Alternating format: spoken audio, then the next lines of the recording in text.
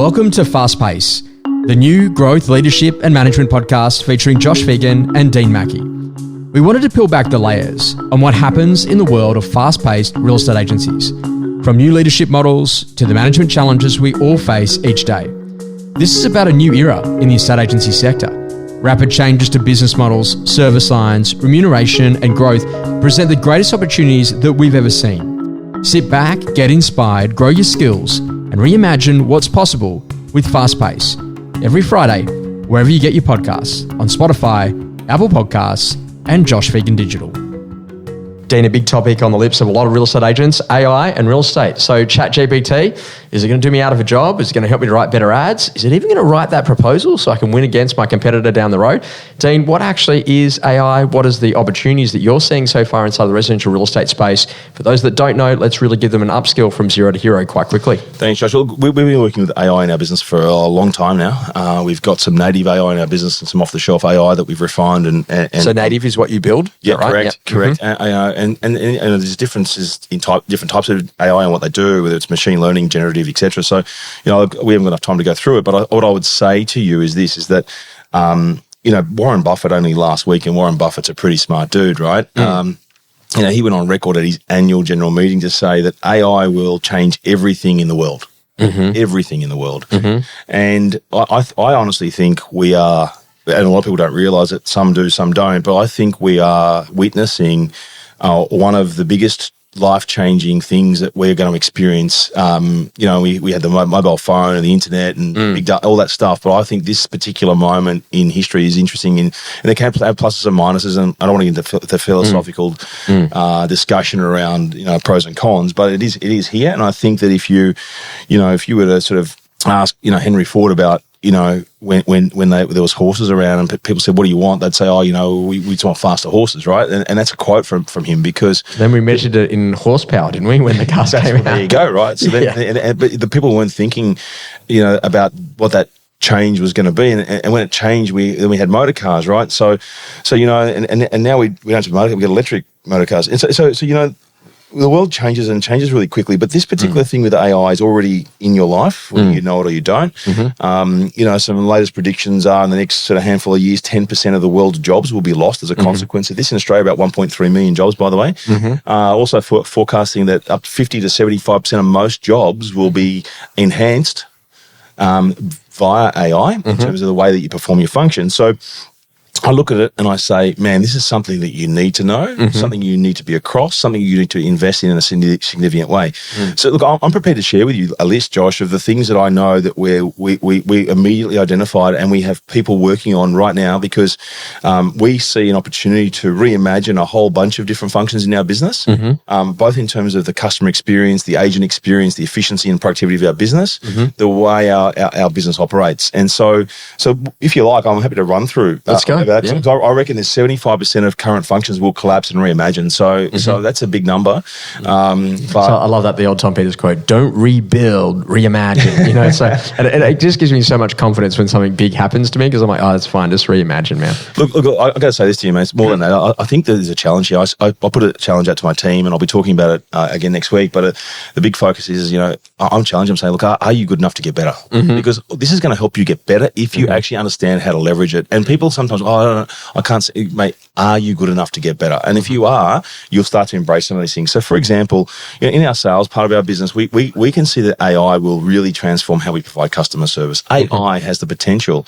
If you've got your infrastructure, let's remember this, Josh, to take advantage and leverage it, you have to have infrastructure to support it, right? Because this is not a bolt-on. You can't do it piecemeal. You've got to think about the entire system that you have operating, because AI will float over all of it and do a whole bunch of stuff for you while you're sleeping. And create outcomes you could never imagine. It's just, in fact, it's limited only by your imagination, really. So if you think about customer service, we see it as a way to provide 24/7 customer support to our clients, and answering common questions, addressing concerns related to properties, transactions, and we're already doing it. So if you jump on at the moment, we've got a lot of AI working in the background, managing buyers, inquiry, 24/7, knowing when to hand it off to humans, updating it.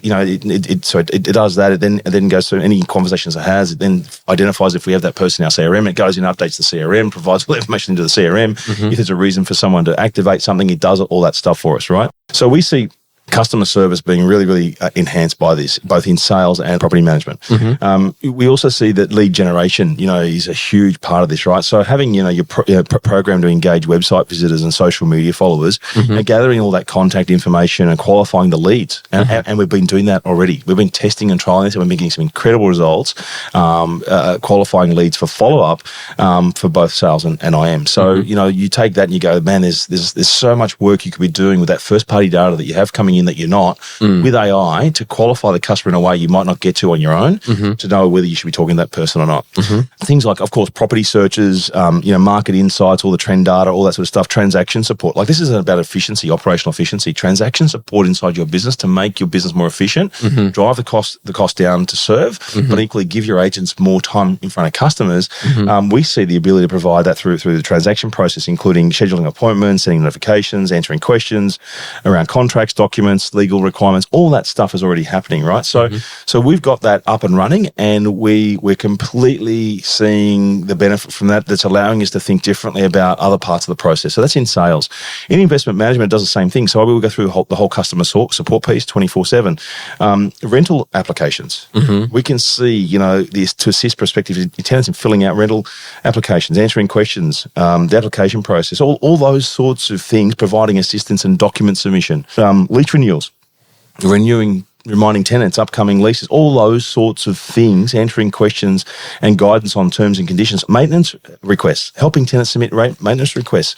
We've got to the point now, we actually know that we've mapped out that we can have a tenant put in their own maintenance request. We can have the whole thing go right through the job completed, and actually have an invoice land and paid, and not one human's got involved. We can do that whole process. So just think about that, right? Our property managers' function going forward will not deal with that part of the process the way that they used to. We still do with some of it, but that allows me to think about, okay, what am I going to do with the role of an investment manager? How can I reconsider that role if I can actually automate a lot of that part of the process? So, maintenance requests, payment processing, same thing, provide assistance with rent payments, automating payments, answering questions, payment options, all that sort of stuff, property searches. And then the other part is feedback and reviews. The AI can follow up all the different parts of the process that before was manual and you had to collate and do. I mean, these are just examples. These are top level examples, but as we're getting deeper and deeper into it, we're just realizing so much more opportunity. So my attitude to this is a life-changing event in so many ways in all parts of our life. In real estate, I can see this having a significant impact. And I think that those that don't understand this and don't try and find a way to bring it into their business in a meaningful way, not just in a piecemeal way, because there's going to be lots of little products that will come along and deal with thin wedges of it, but to connect the whole lot, that's going to create a real point of difference for those that do that, right? And the rest, I think, will get left behind. So like I said before, I think you've got to challenge yourself right now to say, I need to do a deep dive into this. I can't keep, because everyone's talking AI, right? I heard recently someone said at a presentation, anyone who says AI is going to get a fine, right? Because it's the topic on everyone's lips, but most of us don't understand it, right? We're either scared. It's like disruption 10 years ago. Yeah. Yeah, man. But I honestly see this as one of the single biggest things we're going to see for quite some time, and the ramification it's going to have on all parts of our life. And you can't think it's not going to affect real estate. It already is. And interesting enough, in terms of your day-to-day life, like you've already been probably subjected to it, not even aware that that's actually been involved. And it was interesting because you know how everyone's kind of got those Oculus, goggles, like, we're going to go in and going to see a 3D render. And I watched an incredible TED Talk the other day from the guy who was the former interface designer for Apple for the last 20 years. And he said, what the interesting conversation is that like the future is screenless. I'm like, what? So the future is screenless. So like literally the way that everything will actually be communicated to you is very, very different to the way that we actually see it today. Yeah. And this is a whole conversation around like he's got that ability. Hey, you know what? Should I eat this for breakfast? And it looks down and it goes, no, it's not good for your diet. Yeah, you're going to integrate a real world with augmented reality and all that stuff. Look, I know that's people's thinking far out, but it's probably not as far as we think. But this AI piece, with 5G and all those bits and pieces, that's enabled this to do the job that it can do. The speed of information, the speed of serving customers, and making sure the accuracy of that information is killer. Josh, you think about the jobs like we think. surgeons' jobs, lawyers' jobs, the impact on medicine. I mean, they're saying that they've run out of. I was reading something yesterday. They're saying that the AI ability to ingest information and make sense of it, they're actually running out of printed texts, printed text for it to digest. So imagine it being able to consume all of the world's printed texts and be able to recall that and put it into any contextual arrangement on call. Right? No longer have you got a tired surgeon performing a surgery, right? Trying to think about what the best way to go is based upon all of the previous history of how that's been dealt with. It picks the best possible moment for that situation and performs the surgery, right? There are so many implications for this, and I don't think any of us really comprehend how far this is going to go. And Dean, are you going to be upgrading your profile photo to a new AI-generated one? Well, I did think about that, actually. I'll have to ask Shiva if you're allowed to do that. I'm getting to that age where I might need to. Yeah, fantastic. Well, guys, there's lots of key areas to go and read and learn about AI. Make sure that you get ahead of it. And obviously, we're going to keep ahead of the trends, Dean. If we see really good technologies and things that are coming throughout the course of the podcast, we'll let our listeners know.